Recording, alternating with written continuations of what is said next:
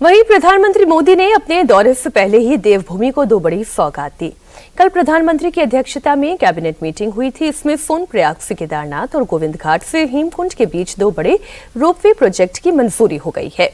सोनप्रयाग से केदारनाथ के बीच 4000 करोड़ रुपए से ज्यादा की लागत से 12.9 किलोमीटर का रोपवे बनाया जाएगा।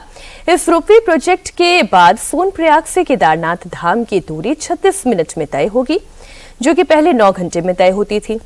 गोविंद घाट और हेमकुंड साहिब के बीच 12.4 किलोमीटर के रोपवे प्रोजेक्ट को भी मंजूरी मिली है। इस प्रोजेक्ट में करीब 3000 करोड़ रुपए का खर्च आएगा। इससे हेमकुंड साहिब तक का सफर आसान, सुगम हो जाएगा। कई घंटों की यात्रा कुछ मिनटों में ही पूरी होगी। केदारनाथ जाने वालों के लिए, उन भक्तों के लिए यात्रा बहुत आसान हो जाएगी। ऐसे ही गोविंद घाट से हेमकुंड, यह भी कठिन रास्ता, और इस कठिन रास्ते में जो श्रद्धालु, वृद्ध और शारीरिक रूप से कमजोर होते थे, उनके लिए यात्रा बहुत कठिन होती थी। 3-4 दिन की यात्रा, अब ये यात्रा भी कुछ घंटों में हो सकेगी। निश्चित रूप से ये हमारी इकोनॉमी में भी एक बहुत बड़ा बूस्टर लाएगी, लोगों की यात्रा सरल बनाएगी, आसान बनाएगी। मैं आदरणीय प्रधानमंत्री जी का और पूरी कैबिनेट का दिल से आभार व्यक्त करता हूं। सोनप्रयाग से केदारनाथ तक का रोपवे कैसा होगा, उसका एनिमेटेड स्वरूप आपके सामने रख रही हूं। सोनप्रयाग से गौरीकुंड की दूरी लगभग 5 किलोमीटर है। गौरीकुंड से फिर आगे केदारनाथ की दूरी 16 किलोमीटर है।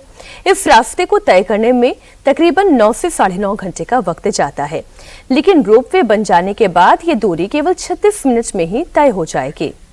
सोनप्रयाग से केदारनाथ धाम जाने के लिए यात्रियों को 21 किलोमीटर का सफर भी पैदल तय करना होता है। इस पूरी यात्रा में 8 से 9 घंटे तक का समय जाता है।